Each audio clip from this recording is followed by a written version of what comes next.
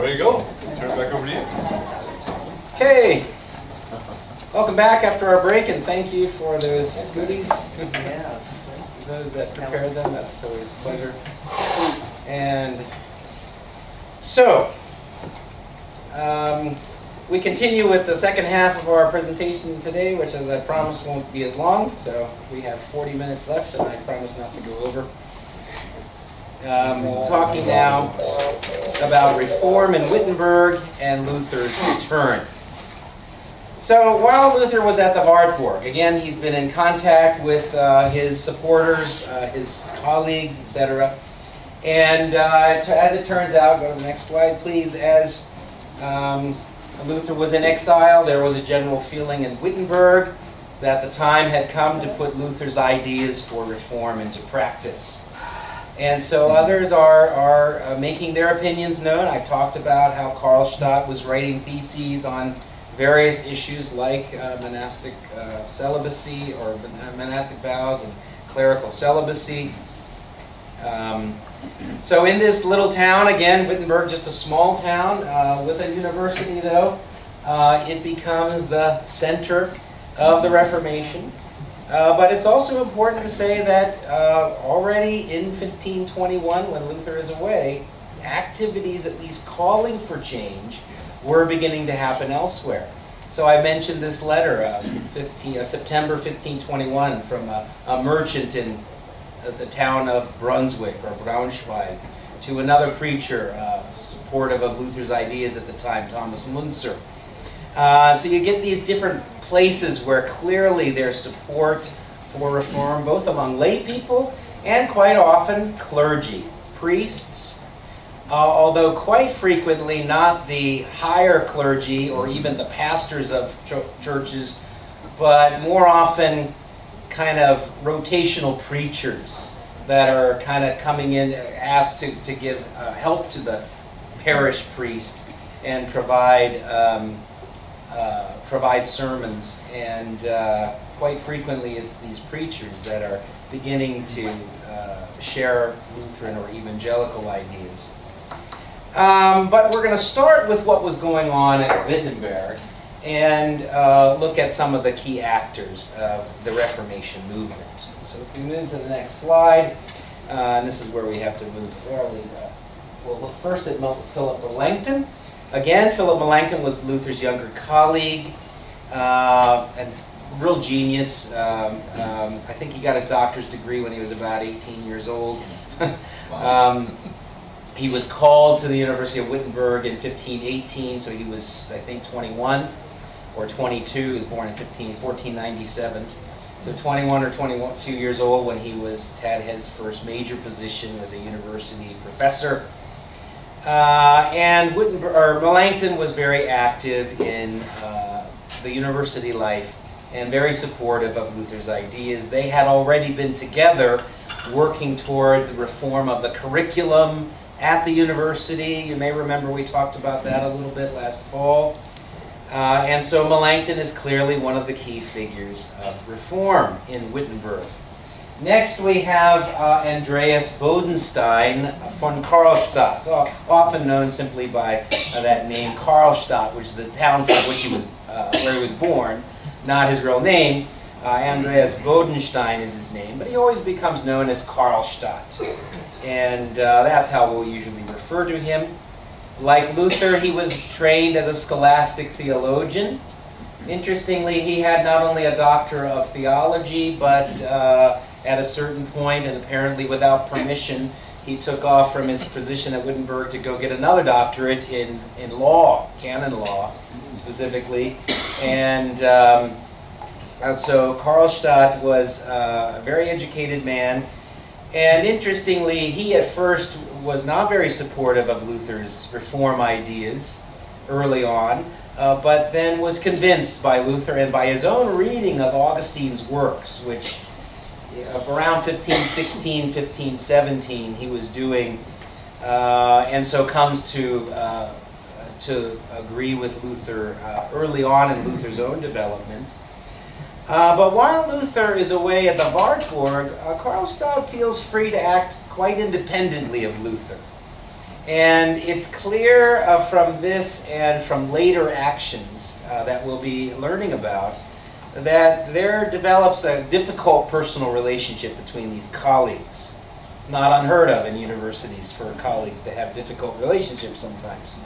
But this one grew very difficult. And it appears that the beginnings of that began while Luther was away in exile. And Karlstadt feels quite confident to give his own opinions about things. And I've mentioned his theses on clerical celibacy, which Luther, having seen them, Philip Melanchthon shows them to him or sends them to him, asks for his opinion. He's not convinced by Karlstadt's arguments and thinks we need much stronger ones. It's the very beginning of some tension that develops in the Wittenberg faculty. Another major figure at this time is Gabriel Zwilling. He is one of the Augustinian friars in the Wittenberg house or cloister, so Luther's brother friar. And Gabriel Zwilling became known during Luther's exile as a very fiery preacher. Kind of a rabble-rouser, though, he gets the reputation for, especially when he and Karlstadt begin, during the course of that summer and fall while Luther's away, begin to attack the idea of images in the churches. And Karlstadt gets a reputation for preaching that these images have to be removed, have to be destroyed. And there actually develops some disturbances. And apparently Zwilling's preaching was inciting some of this activity that became quite divisive at the time. So these are some of the major figures in Wittenberg. The next slide will get at some of the major issues. And not only at Wittenberg, but in just about every town as the Reformation begins to take shape, through the influence of various preachers, sometimes lay people, there take place a series of disputes and concrete changes that really are the indicator that the Reformation is beginning in that place. So it happens in Wittenberg, but around the same time it starts happening in towns like Erfurt, Luther's university town, a very important city called the Rome of Germany because it has so many churches and monasteries. It becomes a place where the Reformation takes a very popular growth very early on. What are some of these issues that happen again and again? Well, first of all, a priest may well get married. In other words, defiance of what had been since the 13th century the law of clerical celibacy, and simply the act of getting married. It was a prosecutable thing. A priest could be arrested or prosecuted by the bishop for breaking the vow of celibacy by marrying. And this was one of the things that was instrumental in the Reformation as a popular movement, because people could see that while these priests who got married could be prosecuted by their bishops, there were plenty of other priests that didn't marry but had their concubine, had their live-in woman, as in the language of the time, had their whore. There is a very prominent recent book by a scholar that has the very powerful, if also somewhat obnoxious title, From Priest's Whore to Pastor's Wife. And it talks about the significant societal change that happened when the Reformation brought about this fact. Again and again, priests renouncing clerical celibacy and taking a wife. But that leading to quite a change then for the woman involved, where before she was resented as a priest's mistress. The children, as quite frequently there were children, were regarded as illegitimate. So quite a social change at the time, and a very effectively captured in the title of this book. Don't remember the author of that. I want to say Beth Plummer, but I'm not positive that's right. Another thing that happened quite frequently is many of the early supporters of the evangelical message were friars and monks. And some of the earliest statements in support of Lutheran ideas come from monks or friars. And many of them leave the cloister. Quite a few of them even marry. And so the emptying of cloisters becomes a fairly rapid thing. In Wittenberg itself, quite a few of the friars simply leave in the course of the first 2 years or so of the Reform. So that when Luther comes back, or at least a few years into his early return, and he lives in the monastery or cloister in Wittenberg for the rest of his life, when he comes back, most of the brothers are gone. There's just a few left because they are acting on his own judgment on monastic vows and the opinions of others, that this is no longer considered a holy life as it had been for 1,000 years. A third issue was reform of the Mass and opposition to the private Mass. We'll talk in more detail about that. And giving the Mass in both kinds, that is, as Luther had demanded already in his Reform tracts of 1520, that it was an abuse of the Church to restrict the Mass so that that the lay people only received the bread, the body of Christ, the wine, the blood of Christ was only given to the priests. A major issue again and again, one of the first concrete changes, was that a priest would begin celebrating the Mass and giving communion in both kinds to the communicants. Also, early on, there developed vernacular services, that is, in the language of the people, in this case, German. And very early, the development of congregational participation. In other words, worship, which had in the Middle Ages become much more of a spectator affair. The people just watched what the priests were doing, what the choir was doing. Often the choir was clergy, or especially monks or nuns. Evangelical worship was centered in activity of the people and congregational hymns. I think the first hymnal was already published in 1523 or 1524. So very early we have this movement toward the hymn, the singable hymn, and the German chorale, which we still use in much of our worship as the central genre of hymn, becomes very prominent. Click on that if you can. Can you click on that? Just get a sense of one of these hymns that comes out of this time. We won't listen to the whole thing.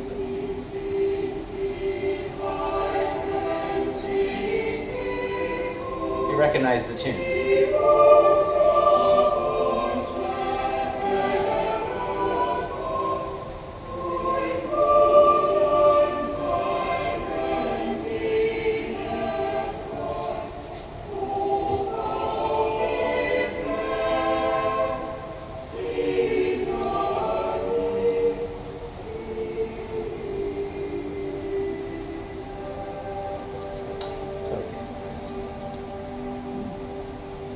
So a very accessible form for congregational participation.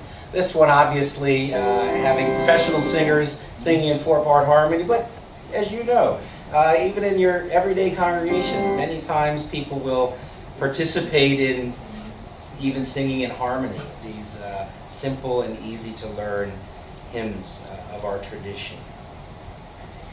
In Wittenberg first, but again in many a city, it was often the local government that took part in enacting reforms or changing things. Because why? Because the bishops, who would be normally in charge of church life, were refusing to countenance any kind of change.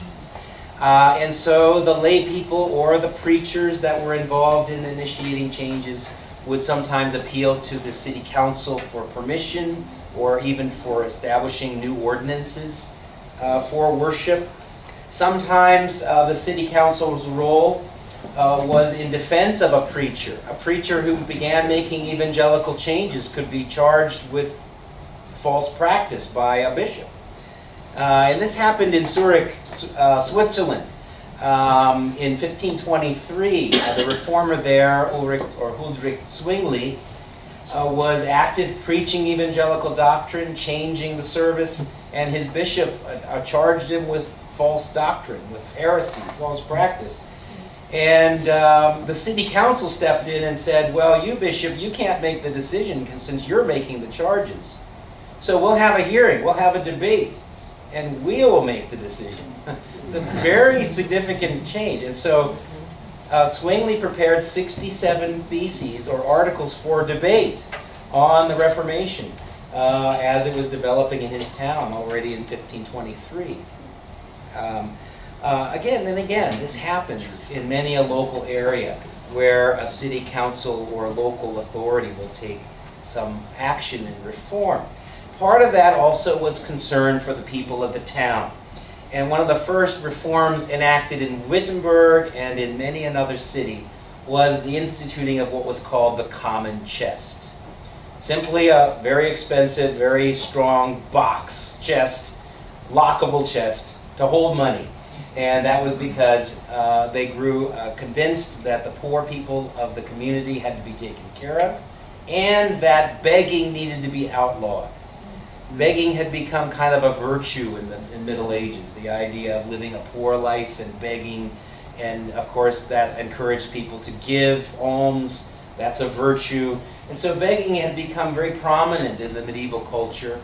Evangelicals believed that, number one, that wasn't a good way to care for poor people, and secondly, it was an abuse to allow begging. And so begging was usually declared outlawed, but then they prepared the common chest to gather money that would then be distributed to people that could not work or, for whatever reason, were in that situation of needing assistance.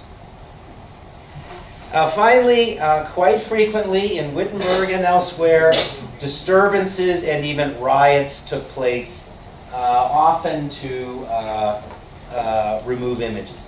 Next button, please. In Wittenberg, this happened apparently already in the fall when Luther was away at the Wartburg. Again, the fiery preaching of Gabriel Zwilling apparently had something to do with that. But at this time also, Karlstadt had published a position against images and called for the removal of all pictures, of all images, religious images in the church. It was an instance of an ancient controversy going all the way back at least to the 7th century, the ancient church, where in the Eastern Roman Empire, the emperors began a policy called iconoclasm, fighting against the images. And the ancient church had resolved that dispute in favor of using images, and images were very prominent in medieval Catholicism. Karlstadt and others believed that images were automatically idolatrous, that to have images invited using them as idols, and so they had to be removed. And that became often a violent act of simply destroying them, burning things, breaking them, etc. You can still go to some churches or at least museums where where statues and other things show the marks of being broken apart, or noses knocked off or whatever, through iconoclastic riots that were quite frequent in the Reformation. Well, throughout this exile, as I've mentioned, Luther was in regular contact with the Wittenberg leaders through his letters, actively engaged, but from afar, and also expressing his disagreement quite candidly at various, when he saw things going in a way he didn't think was best. And in early December of 1521, Luther, still dressed as Junker Jorg with his beard grown out, visited Wittenberg. And he came back, and at the time he expressed some delight at things, what changes were being made. But he also at the time learned about and expressed quite a bit of concern about some violence, riots or disturbances that had taken place in Wittenberg. In one case, students were harassing the mass priests at the collegiate chapel, that is the castle church, saying private masses, and they were harassing them and stealing their books or whatever, and often abusing them. Luther was concerned about that.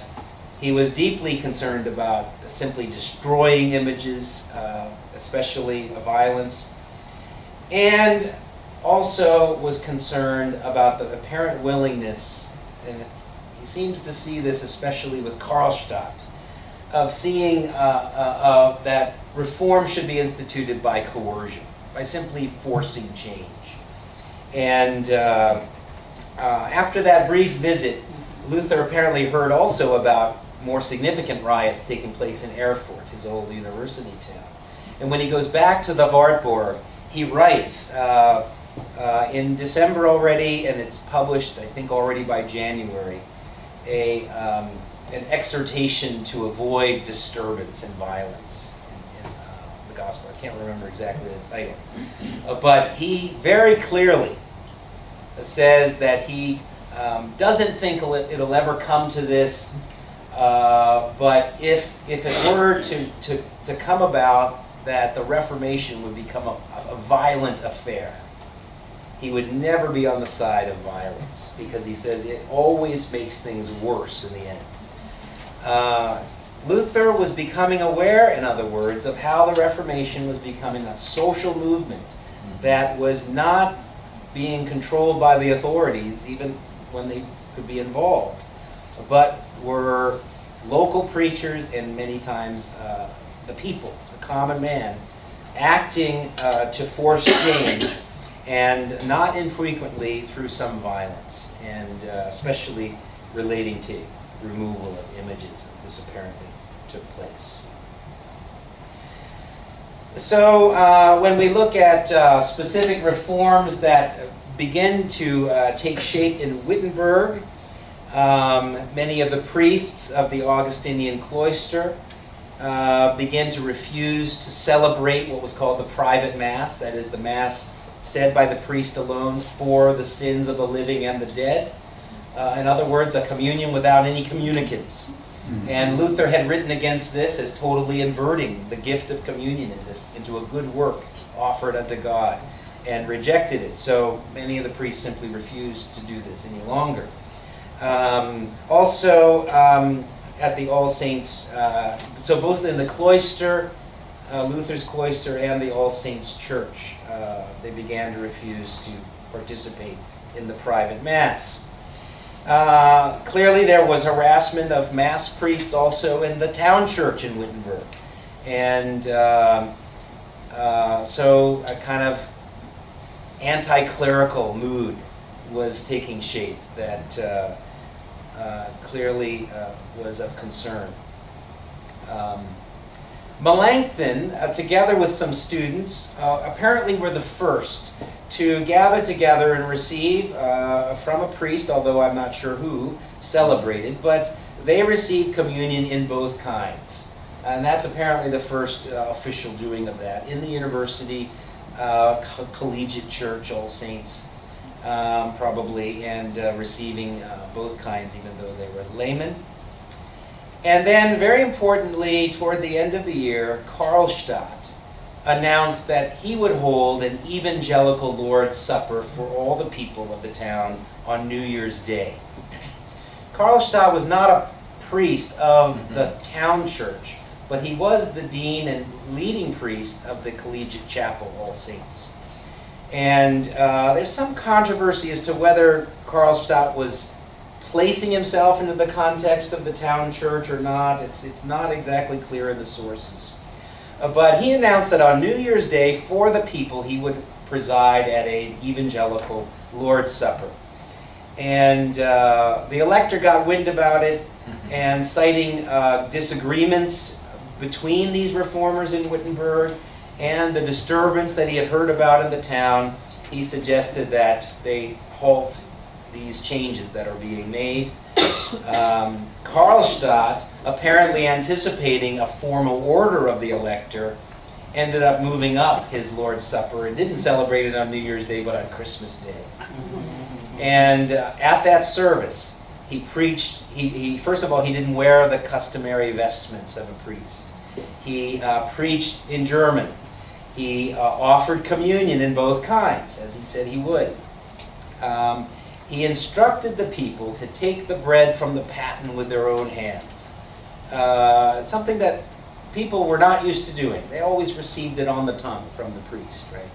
And that idea apparently was discomforting for some, but he insisted that this was the way it needed to be done. So part of this kind of coercive mentality that Karlstadt seemed to display.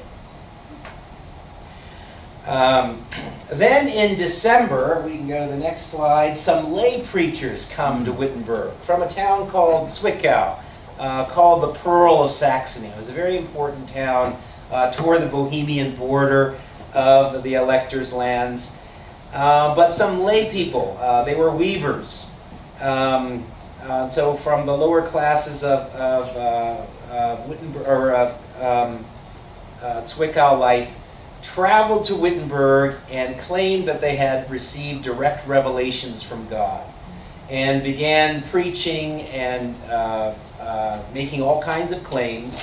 And Melanchthon apparently was quite worked up about this. He was, first of all, kind of impressed with their claim that they had received revelations from God. He writes to Luther about this. And Luther from the Wartburg writes back, I wouldn't put too much stock in this. Unless they can work a miracle, don't assume that they're receiving some direct revelation from God. Luther focused on the Word of God, the Bible, as the source for Christian preaching, and didn't place much stock in these Zwickau prophets. But Melanchthon was apparently startled and confused by their activity. One scholar writing in the 1960s, I think, actually said that Melanchthon went through kind of an intellectual and personal crisis at this time over this whole Wittenberg disturbances that were happening and getting out of control, apparently. And the Zwickau prophets apparently played some role in that. Well, the empire was also, and specifically George of Saxony, Frederick's cousin and the neighboring Saxony, was violently against Luther throughout this time.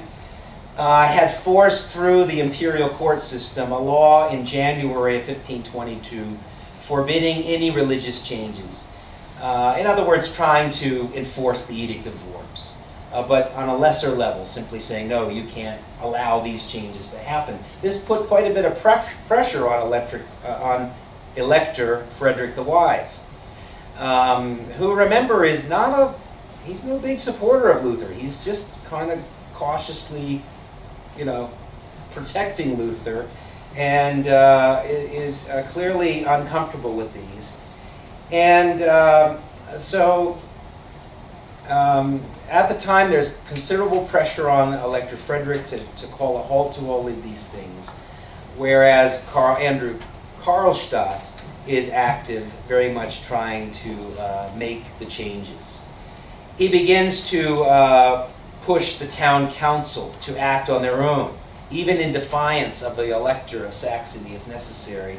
And he writes an ordinance for what he titles an ordinance for the Christian town of Wittenberg, that is adopted by the town council in January 1522. Again, in defiance of the Elector, who by this time is saying, no, we need to go to the status quo ante, back to the old things, because things have gotten out of control. And it's in this context that Melanchthon, we can go to the next slide, Melanchthon communicates to Luther and basically says, things are getting out of control here, we need you to come back. And Luther says, at least, that the congregation of Wittenberg, where he was a called pastor, urged him to come back and provide leadership in the midst of this Wittenberg unrest, or the Wittenberg movement, as it's often called by scholars today. So sometime January or probably February, Luther writes to the Elector and informs him that he's going to return, even though the Elector forbids him. writes back, nope, you can't come back, you're in exile. Luther writes again, and he even uses kind of colorful language about to the elector, who, remember, was a collector of relics, right? He writes to the elector, you're going to get a relic like you've never had before. And he's talking about himself and kind of himself as a thorn in the elector's side, as it were. Because he's going to come back. And he writes specifically to the elector saying, I know that it's dangerous, that you can't protect me if I'm not in exile, but I have a protector more important than you. He's referring, of course, to God. And so Luther comes back in early March of 1522, publicly now, to Wittenberg. Shaves his beard, cuts his hair again to the monastic tonsure, and very importantly, for 8 successive days, beginning on the Sunday, the first Sunday in Lent, what's known as Invocavit Sunday, March 8, 1522, Luther preaches to the town in the town church of St. Mary's. They're called the Invocavit Sermons, or the 8 Wittenberg Sermons. And they were published at the time, although the textual variants of various versions are a little bit difficult to sort out. They were nevertheless very important sources, and still are, for Luther's way of coming back and assuming personal leadership of the Reform in Wittenberg and really beyond. In his sermons, he is critical of the way the Reform has taken place. And though he never names anybody like Karlstadt, it's clear that he's very unhappy with the way things have happened. It's clearly Karlstadt is one of the objects of his criticism. I'd like to read from just the beginning of his first sermon, and then a few excerpts to get an idea of Luther's preaching. These are his words. The first sermon, March 9th, the day after he came back to Wittenberg. The summons of death comes to us all, and no one can die for another. Everyone must fight his own battle with death by himself, alone. We can shout into another's ears, but everyone must himself be prepared for the time of death. For I will not be with you then, nor you with me. Therefore, everyone must himself know and be armed with the chief things which concern a Christian. And these are what you, my beloved, have heard from me many days ago. In the first place, we must know that we are the children of wrath. And all our works, intentions, and thoughts are of nothing at all. And he continues to preach the law, in other words, this judgment of God. But very quickly, secondly, that God has sent us his only begotten Son, that we may believe in him, and that whoever trusts in him shall be free from all sin, and a child of God, as John declares in his first chapter, to all who believed in his name he gave power to become children of God. Then after that paragraph, thirdly, we must also have love, and through love we must do to one another as God has done to us through faith. For without love, faith is nothing, as St. Paul says. If I have the tongues of angels and could speak of the highest things in faith and have not love, I am nothing. And here, dear friends, have you not grievously failed? I see no signs of love among you, and I observe very well that you have not been grateful to God for his rich gifts and treasures. Here let us beware lest Wittenberg become Capernaum. So he's referring to Capernaum not accepting the preaching of Jesus. He goes on like this, 8 sermons, 8 days in a row, emphasizing how change needs to happen. He talks about the cause is good, but there has been too much haste. There are still brothers and sisters on the other side who belong to us and still must be one. In other words, you can't coerce change. You need to convince people. You need to teach people before you make changes. He goes on like this through the first sermon. At the end of that, he says, that's enough. He talks about the Mass and the fact that they abolished the private Mass and changed the Mass. And he said, that's a good thing, except for you've done it the wrong way. And he says, this is enough about the Mass. Tomorrow we shall speak about images. But interestingly, in the next sermon, he never does get to images. He keeps talking about faith and the evangelical Mass and how things need to be changed. And this is what he says at one point in the second sermon. In short, I will preach it, teach it, write it, but I will constrain no man by force. For faith must come freely, without compulsion. Take myself as an example. I opposed indulgences and all the papists, but never with force. I simply taught, preached, and wrote God's word. Otherwise, I did nothing. And while I slept or drank Wittenberg beer with my friends Philip and Amsdorf, the word so greatly weakened the papacy that no prince or emperor ever inflicted such losses upon it. I did nothing. The word did everything. Had I desired to foment trouble, I could have brought such great bloodshed upon Germany. Indeed, I could have started such a game that even the emperor would not have been safe. But what would it have been? Mere fool's play. I did nothing. I let the word do its work, etc. So like this, over the course of 8 days, he takes up personal leadership of the Reformation. He's critical of the Wittenbergers and the unrest that's developed.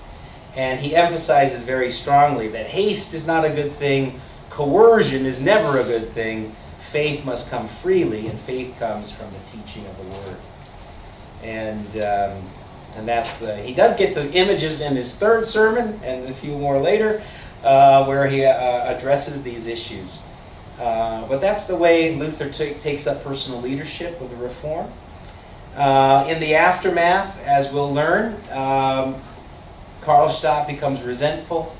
Gabriel Zwilling bows to Luther's personal leadership, but that begins the first sense that the Reformation might not be a unified, cohesive movement, but could easily get out of control, not only in Wittenberg, but in other places.